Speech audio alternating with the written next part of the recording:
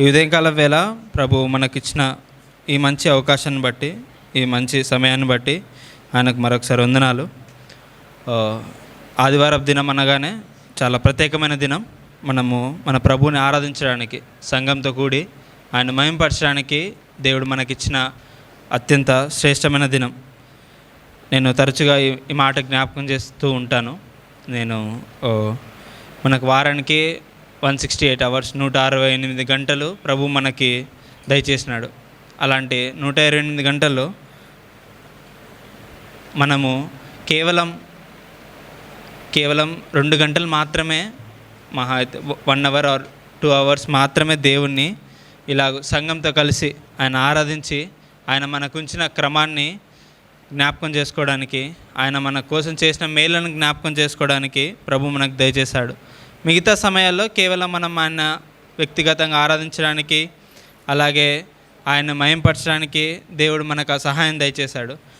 కానీ సంఘంలో మాత్రం, సంఘ క్రమంలో మాత్రం దేవుడు ఈ ఒక్క ఆదివార దినాన్ని, ఈ ఒక్క ఆరాధన దినాన్ని మనకు దయచేశాడు.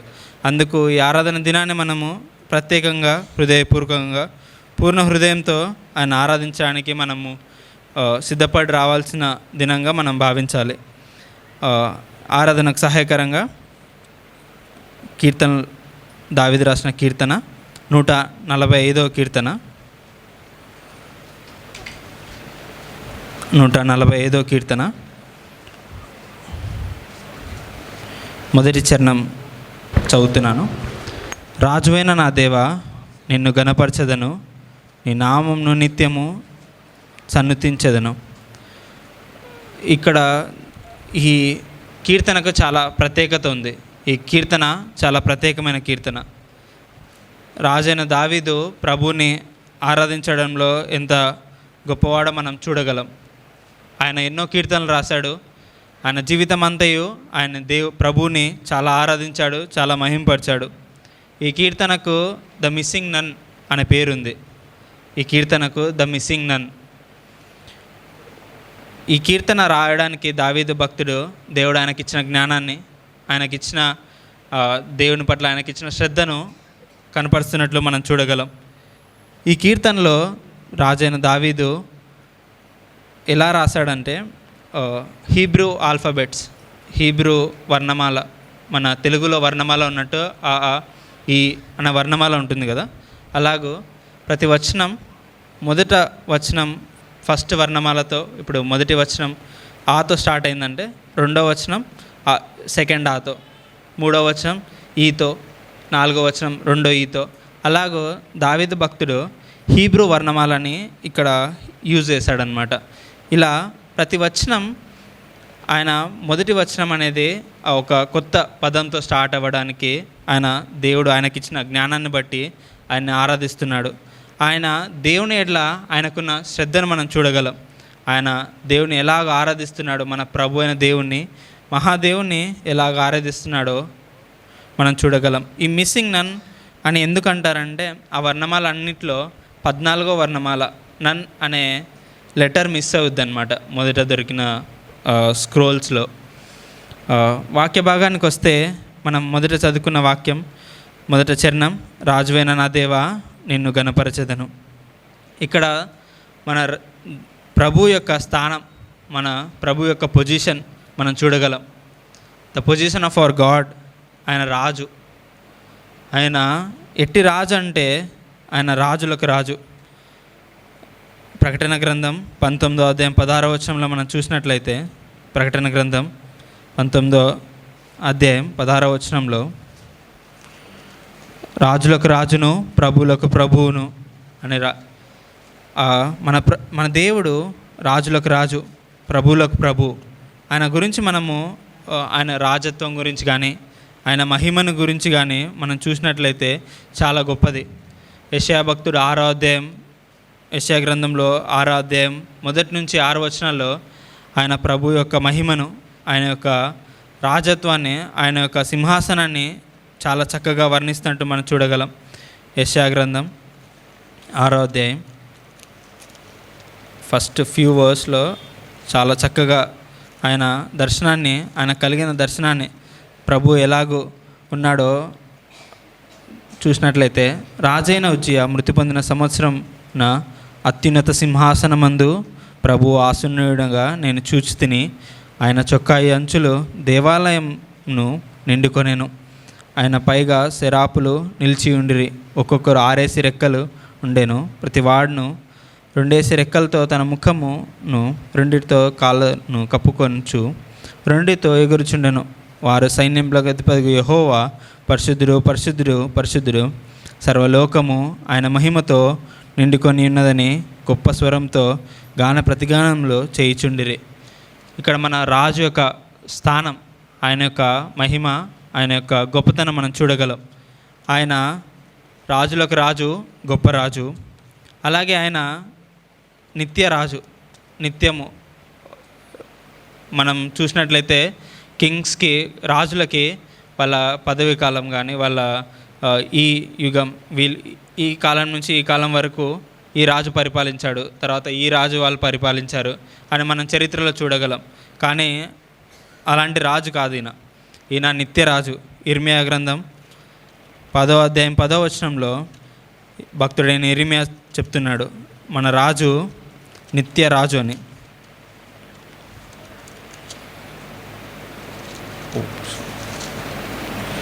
యెహోవాయే నిజమైన దేవుడు, ఆయనే జీవం గల దేవుడు, సదాకాలము ఆయనే రాజు. మన రాజు నిత్యమైన రాజు ఆయన. అలాగే ఇంకా చాలా భక్తులు ఆయన గురించి చాలా వర్ణించారు. ఇదే కీర్తన గ్రంథంలో 95వ కీర్తన 3వ వచనంలో ఆయన మహారాజు అని, 47వ కీర్తన 7-8 చరణాల్లో ఆయన సమస్త భూమికి రాజని, అలాగే ఆయన మహిమగల రాజని పలు చోట్ల భక్తులు ఆయన గురించి చాలా గొప్పగా, ఆయన యొక్క రాజత్వాన్ని గురించి, ఆయన యొక్క గొప్పతనాన్ని గురించి వాళ్ళు చాలా చక్కగా వర్ణించారు. అలాగే ఇక్కడ మనము దావీదు భక్తుడు ఆయన రాజత్వం గురించి, ఆయన యొక్క స్థానం గురించి, ఆయన యొక్క గొప్పతనం గురించి వివరిస్తున్నట్టు మనం చూడగలం. ఆయన్ను అలాగే ముందుకు వెళ్ళినట్లయితే మన రాజు ఎలాంటి వాడు, ఆయన గుణగణాలు ఏంటి మనం చూసుకున్నట్లయితే 145వ కీర్తన, అదే 145వ కీర్తన 4వ చరణంలో, ఒక తరం వారు మరి ఒక తరం వారి ఎదుట నీ క్రియలను కొనియాడుదురు, నీ పరాక్రమ కార్యములను తెలియజేయుదురు. ఇక్కడ మనం చూసినట్లయితే ఆయన కార్యాలు, మన రాజు యొక్క కార్యాలు ఎలాంటివంటే ఆయన కార్యాలు పరాక్రమైనవి, ఆయన కార్యాలు భీకరమైనవి. ఆయన కార్యాల గురించి 5వ వచనం, మహోన్నతమైన నీ ప్రభావ మహిమను, నీ ఆశ్చర్య కార్యములను నేను ధ్యానించెదను, నీ భీకర కార్యములను విక్రమమును మనుషులు వివరించెదరు, నేను నీ మహత్యంను వర్ణించెదను. ఇక్కడ ఈ 3 వచనాల్లో 4, 5, 6 వచనాల్లో ఆయన యొక్క కార్యాలు, ఆయన కార్యాలు ఇలాంటివో ఇక్కడ దావీదు భక్తుడు కొనియాడుతున్నాడు. ఆయన కార్యాలు పరాక్రమ కార్యాలు, గొప్ప రాజు, మహిమగల రాజు, ఆయన కార్యాలు పరాక్రమమైనవి, ఆయన మహిమ గొప్పది. అలాగూ కార్యాల గురించి భీకరమైనవి, మహత్యమైన కార్యాలు. ఆయన కార్యాలు మనం చూసినట్లయితే ఈ సృష్టిని ఎలా సృజించాడు, ఈ సృష్టిలోని మనం చూసినట్లయితే ఆయన గొప్పతనం మనం చూడగలం. ఎంత డీటెయిలింగ్గా, ఎంత పాయింట్ టు పాయింట్ ఆయన క్రియేట్ చేశాడో మనం చూడగలం. ఆయన యొక్క సృష్టి క్రమాన్ని కానీ, మన జీవితాలని కానీ, ఆయన ఎలాగో సృజించాడో మనల్ని కానీ మనం చూడగలం. దావీదు భక్తుడు ఇదే కీర్తనలో 139వ కీర్తన 14వ చరణంలో, నీవు నన్ను కలుగు చేసిన విధానం చూడగా భయంను ఆశ్చర్యం నాకు పుట్టుచున్నది. ఆయన కార్యాలు కానీ, ఆయన చేతి పనులు కానీ చాలా గొప్పవి, అవి చాలా మహిమగలవి. ఆయన కార్యాలు భీకరమైనవి. ఆయన మన రాజు. అలాగే ఆయన మన ఎడ్ల చేసిన కార్యాలు కానీ, మా భక్తులు ఎడ్ల చేసిన కార్యాలు కానీ, ఆయన మహిమ కార్యాలు కానీ మనం చూడగలం. దాటిపోచున్నాను. అలాగే 145 అదే కీర్తనలో 7వ వచనం నుంచి మనం చూసినట్లయితే, 7వ చరణం నుంచి మనం చూసినట్లయితే, నీ మహా దయాళుత్వంను గూర్చి కీర్తిని వారు ప్రకటించెదరు, నీ నీతిని గూర్చి వారు గానం చేయుదురు. యెహోవా దయాదాక్షిణ్యం గలవాడు, ఆయన దీర్ఘశాంతుడు, కృపాతిశయం గలవాడు.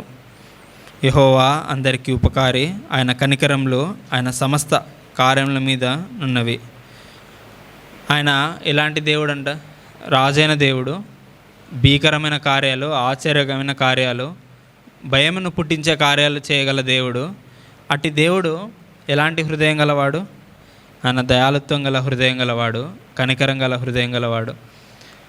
మంచితనానికి యాట్రిబ్యూట్స్, మంచి గుణాలు, సద్గుణాలు కలిగిన వ్యక్తి ఎవరైనా ఉన్నారంటే, సద్గుణాలు గల పొజిషన్ ఎవరికైనా ఉందంటే అది కేవలం మన రాజు, మన దేవుడైన ప్రభువుకే. ఆయన యందు అన్ని రకమైన మంచి గుణాలు కలిగిన దేవుడు. ఆయన యందు ప్రేమ ఉంది. యోహాను రాసిన సువార్త 3:16 దేవుడు లోకంని ఎంతో ప్రేమించెను. అదే ఎఫెసీయులకు రాసిన పత్రిక 2:8 కూడా 6-8 ఆయన మహాప్రేమను మనం చూడగలం. ఆయన ఎలాగో మనల్ని ప్రేమించాడు. ఎవరైనా ప్రేమించగలిగితే ఎంత ప్రేమించగలరు? ప్రాణం పెట్టినంతగా మనల్ని ప్రేమించాడు. అట్టి గొప్ప దేవుడు మన దేవుడు. ఆయన కృప కూడా చాలా గొప్పది. ఆయన కృప వల్లనే మనం రక్షింపబడి ఉన్నాము. మనము ఈరోజు ఇలాగ ఆరాధించగలుగుతున్నామంటే, అన్యజనులైన మనము, దురస్తులైన మనము, ఆయన మహిమను చేరుకోలేని మనము ఇలాగ ఆయన సన్నిధానంలో ఉన్నామంటే కేవలం ఆయన కృప. ఆదిమ భక్తులు సోలా గ్రేషియస్, కేవలం కృప చేతనే మనము రక్షింపబడి ఉన్నాము. ఆయన కృప చేతనే మనము ఇలాగో ఈ సన్నిధానంలో మనం కనబడుచున్నాము. అలాగే ఆయన కనికరము మనం చూడగలము, ఆయన దయ మనం చూడగలం, ఆయన నీతిని మనం చూడగలము. అలాగే ఆయనకున్న గుణాల్లో అత్యంత గొప్ప గుణం, మరి ఎవరికి లేని గుణము ఆయన పరిశుద్ధత మనం చూడగలము. యెషయా గ్రంథం 6:3 మనం చూసినాం కదా ఇందాక. ఆయన ఎంత పరిశుద్ధుడు! ఆయనని దూతలు చూడలేకపోతున్నారు. ఆయన పరిశుద్ధత అంత గొప్పది. అట్టి గొప్ప దేవుడు మన దేవుడు, అట్టి గొప్ప రాజు మన రాజు. ఆయన హృదయం పవిత్రమైనదే, ఆయన పరిశుద్ధుడైన దేవుడు. కానీ అంత భీకరమైన రాజు కూడా మన ఎడ్ల, పాపాత్ములైన మన ఎడ్ల ఆయన ప్రేమను వెల్లడిపరుస్తున్నాడు. ఆయన యొక్క గొప్ప కృపను మన ఎడ్ల చూపిస్తున్నాడు. అలాగే ఇంకా కొన్ని వచనాలు మనం ధ్యానించినట్లయితే, ఆయన గురించి, ఆయన గొప్పతనాన్ని గురించి మనం చూసినట్లయితే, అదే కీర్తన 145 కీర్తన 14 యెహోవా పడిపోయిన వారందరినీ ఉద్ధరించేవాడు, కృంగిపోయిన వారందరినీ లేవనెత్తేవాడు. ఆయన ఉద్ధరించే దేవుడు, లేవనెత్తే దేవుడు. He is our comforter. ఆయన ఆదరణలో ఆయన మించిన ఆదరణకర్త ఎవరు లేరు. ఆయన మనల్ని ఎప్పుడు కృంగిన సమయాలలో, పాప ఊబిలో పడిన మనల్ని రక్షించుకొని, ఎంతో దుఃఖంలో ఉన్న మనల్ని, ఎంతో బాధతో ఉన్న మనల్ని ఆయన ఆదరించే దేవుడు, ఆయన కనికరించే దేవుడు. మహారాజు, గొప్ప దేవుడు, భీకరం గల దేవుడు. కానీ అల్పులము, అయోగ్యులైన మన ఎడ్ల, కొంచెమైనా స్వస్థత లేని మన ఎడ్ల, పాపరోగం చేత ఇబ్బంది పడుతున్న మన ఎడ్ల ఆయన యొక్క ఆదరణ మనం చూడగలం, ఆయన యొక్క ప్రేమ మనం చూడగలం, ఆయన యొక్క మహిమ మన ఎడ్ల చూడగలం, ఆయన కృప మన ఎడ్ల చూడగలం. అలాగే 15-16 కూడా మనం చూసినట్లయితే, సర్వజనుల కన్నులు నీ వైపు చూచినవి, తగిన కాలం వరకు ఆహారం ఇచ్చేవాడవు. నీవు నీ గుప్పిల్ని విప్పి ప్రతి జీవి కోరికను తృప్తిపరుచున్నావు. ఆయన హీజ్ అవర్ ప్రొవైడర్. మనకి ఏది కావాలన్నా కానీ ఆయన ప్రతి సమయంలో మనకి దయచేసే దేవుడు.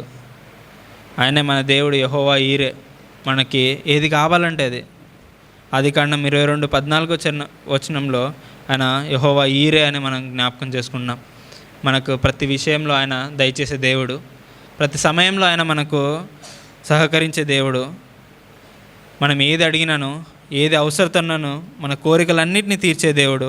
ఆయన మన రాజు, ఆయన మన ప్రభువు, ఆయన he is our provider, he is our king, he is our Lord and he is our provider, he is our comforter.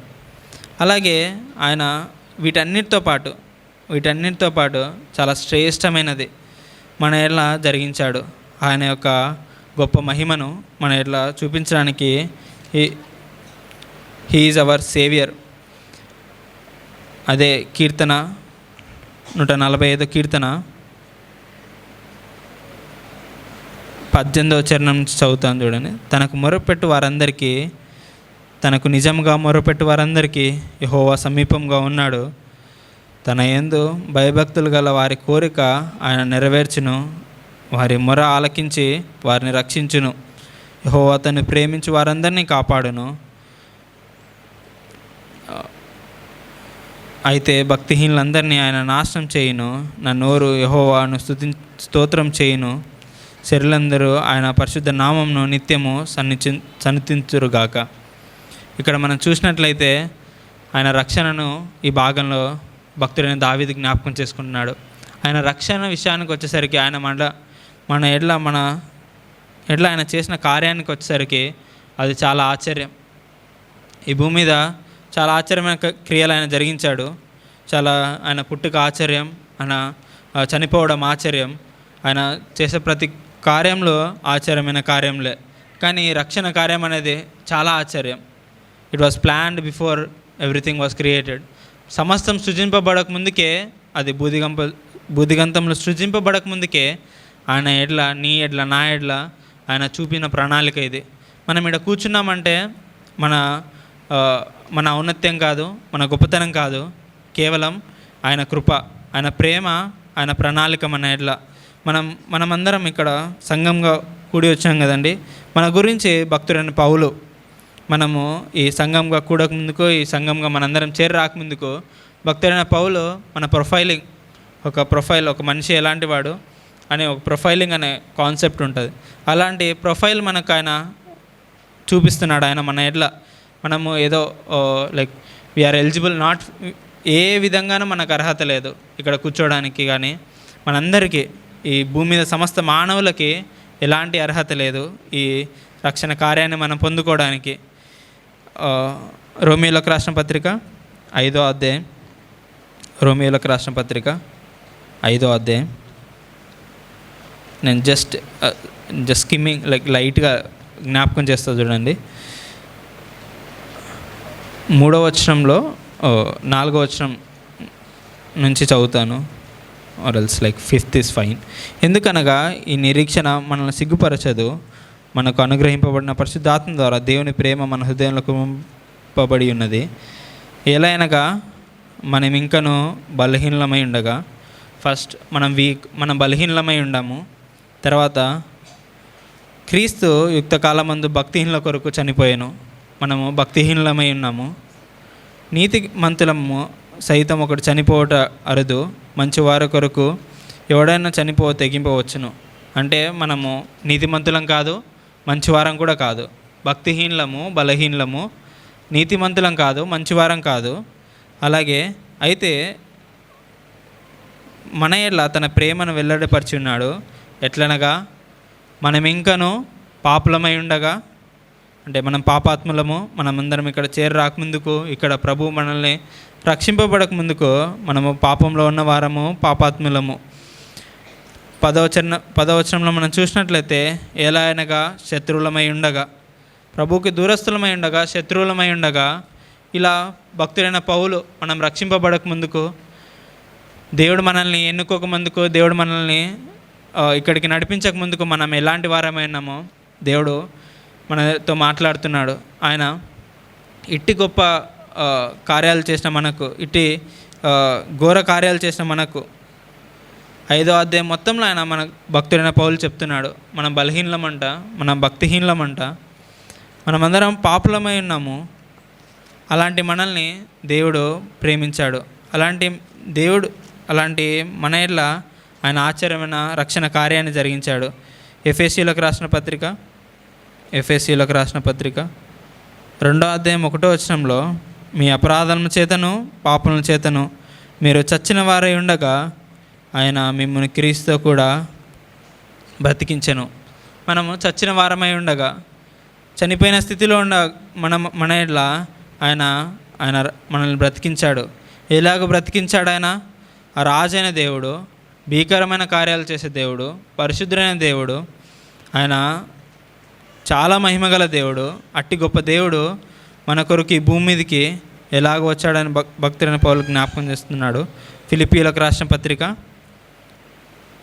2వ అధ్యాయం 6వ వచనం మనం చూసినట్లయితే, ఆయన దేవుని స్వరూపంను కలిగిన వాడే ఉండి దేవునితో సమానంగా ఉండుట విడిచిపెట్టకూడని భాగ్యమని ఎంచుకొనలేదు, కానీ మనుషులు పోలికగా పుట్టి దాసుని స్వరూపం ధరించుకొని తను తానే రిక్తునిగా చేసుకొనెను.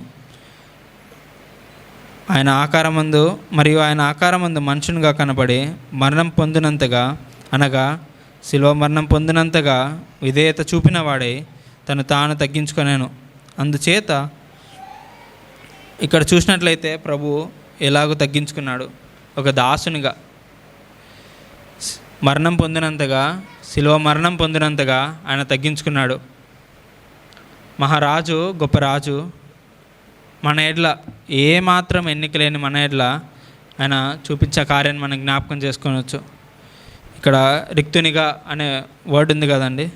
రిక్తునిగా అంటే కినోసిస్ అనే గ్రీక్ పదం నుంచి వచ్చే పదం అది. అంటే ఖాళీ చేసుకోవడం. ఆయన మహిమను ఆయన కంప్లీట్గా ఆయన సమస్తాన్ని ఆయన కప్పివేసుకొని ఆయన మానవ రూపిగా, ఆయన సంపూర్ణ మానవునిగా ఆయన మన కొరకు ఈ భూమి మీదకి వచ్చాడు. దాసునిగా, దాసుడు అంటే పనివాడని కాదు.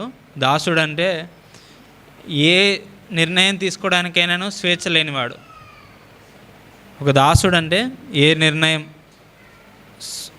సొంత నిర్ణయం ఏది తీసుకోవడానికి కూడా అర్హత లేనివాడే దాసుడు. పనివాడు, మనం పనికి వెళ్తాం, అది దాసత్వం కాదు. దాసుడు అనేవాడు ఎవరంటే ఏ నిర్ణయం తీసుకొని అత్యంత తక్కువ స్థానం మొత్తం మనుషులలోనే, అట్టి తక్కువ స్థానానికి దేవుడు ఆయన నాన్న తగ్గించుకున్నాడు. మరణం పొందాడు మన కోసం, శిలువ మరణం పొందాడు. శాపగ్రస్తులకు అనుగ్రహింపబడే ఆ మరణం మన కొరకు ఆయన పొందాడు. అట్టి గొప్ప ప్రేమను మన ఎలా చూపించిన దేవుణ్ణి మనం ఉదయకాలం వేళ మనం జ్ఞాపకం చేసుకుందాం. మునుపు మనం ఎలాంటి వారం, మనం దురస్తులమై ఉండగా, శత్రువులమై ఉండగా, పాపులమై ఉండగా, ఎన్నికలేని మనల్ని దేవుడు ప్రేమించి ఆయన కృప చూపించి ఆయన ఆరాధించడానికి ఇక్కడ తీసుకొని వచ్చాడు మనల్ని. మొదట నేను చెప్పినట్టు ఈ కీర్తనకు మిస్సింగ్ నన్ అనే పేరు ఉందన్నమాట. ఫస్ట్లో ఆ లెటర్ మిస్ అయింది, కానీ తర్వాత దొరికిన గ్రంథపు చుట్టలలో ఆ అక్షరం ఉందన్నమాట. లైక్ ఆ సీక్వెన్స్ అనేది, ఆ క్రమం అనేది మిస్ అవ్వకుండా దేవుడు అక్కడ ఉంచాడు. అలాగూ మనం కూడా మిస్ అవ్వకుండా, మనం కూడా తప్పిపోకుండా మన ప్రభువుని ఆరాధిద్దాం. ఆ పదం ఎలాగైతే తర్వాత వచ్చి ప్రభుని ఆరాధించట్లో ఆ క్రమంలో చేర్చబడిందో, అలాగ మనం కూడా మన ప్రభుని ఆరాధిద్దాం. మన ఆరాధన ఎప్పటికీ కంప్లీట్నెస్కి రీచ్ అవ్వకపోవచ్చు, కానీ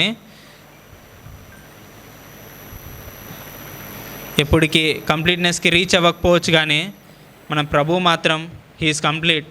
ఆయన సంపూర్ణమైన దేవుడు, ఆయన పరిపూర్ణమైన దేవుడు.